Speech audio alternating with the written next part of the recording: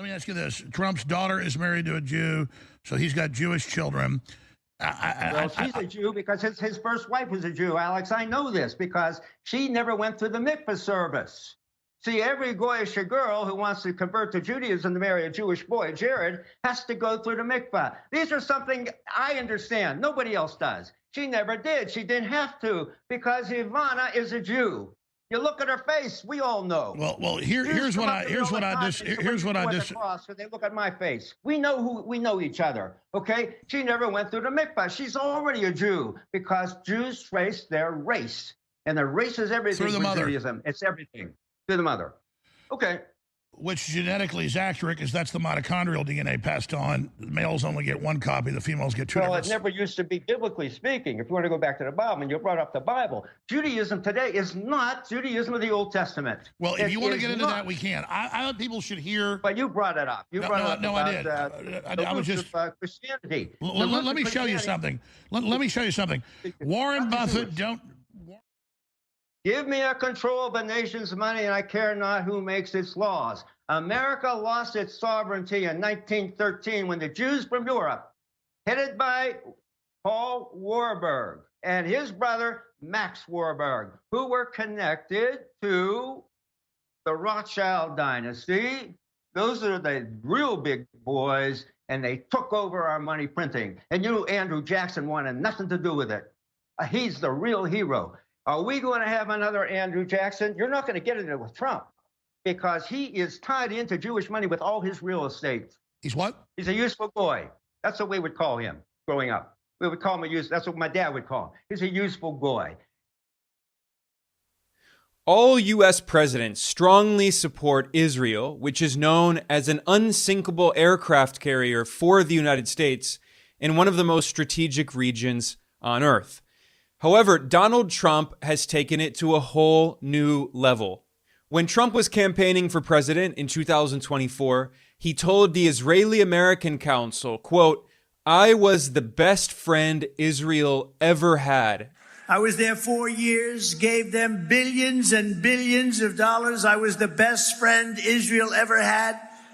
Israel's Prime Minister Benjamin Netanyahu agrees. In a press conference at the White House, Netanyahu called Trump the greatest friend Israel has ever had. You are the greatest friend Israel has ever had in the White House.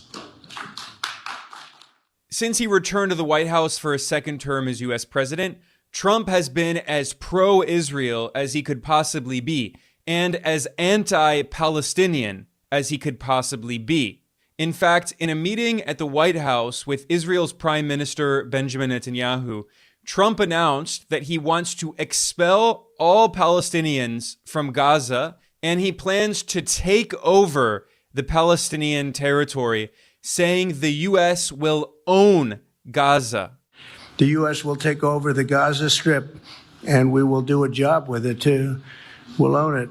What Trump is proposing is blatant ethnic cleansing and colonialism, expelling millions of indigenous Palestinians from their homeland, allowing Israel to colonize it, and then building luxury real estate. Obviously, this goes completely against international law. It is totally illegal.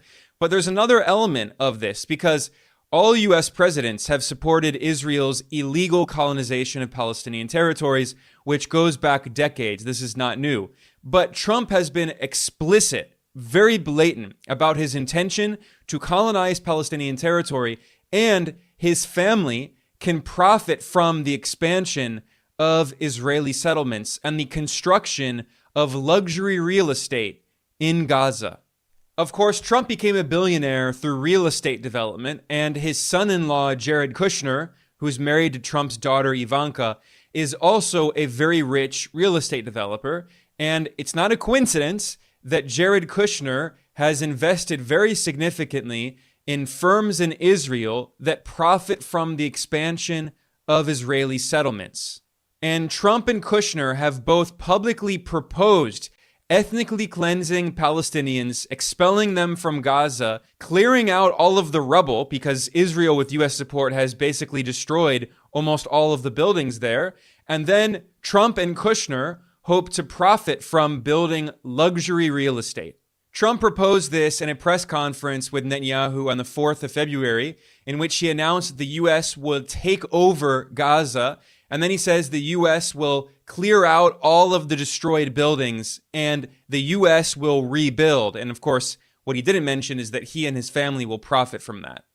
Level the site and get rid of the destroyed buildings, level it out, create an economic development that will supply unlimited numbers of jobs and housing for the people of the area.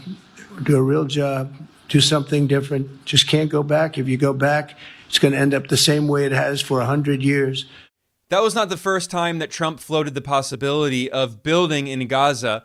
In fact, on the day of his inauguration, the 20th of January, the day he returned to the White House, Trump hinted at his plans to build luxury real estate in Gaza, noting it had a, quote, phenomenal location on the sea. You know, Gaza is interesting. It's a phenomenal location. On the sea, best weather. You know, everything's good. It's like some beautiful things could be done with it, but it's very interesting. But some fantastic things could be done with Gaza. This idea was also proposed a year before, in February 2024, by Trump's son-in-law, Jared Kushner, who, like Trump, is a rich real estate developer. In this interview at Harvard, Kushner salivated over Gaza's waterfront property, which he noted could be very valuable. In Gaza's waterfront property, it could be very valuable to if people would focus on kind of building up, livelihoods. Kushner then said that Israel should move out Palestinians, expel them, and clean it up, as he put it. But I think from Israel's perspective, I would do my best to move the people out and then clean it up. Now, when Trump's son-in-law says clean it up, that's a call for blatant ethnic cleansing. That's where the term ethnic cleansing comes from. This is blatant 19th century style colonialism. This is like what the United States did to Native Americans, killing them, forcing them off their land, ethnically cleansing them, colonizing their land, and then becoming rich because they have a bunch of stolen land. That's how the United States was founded as a country.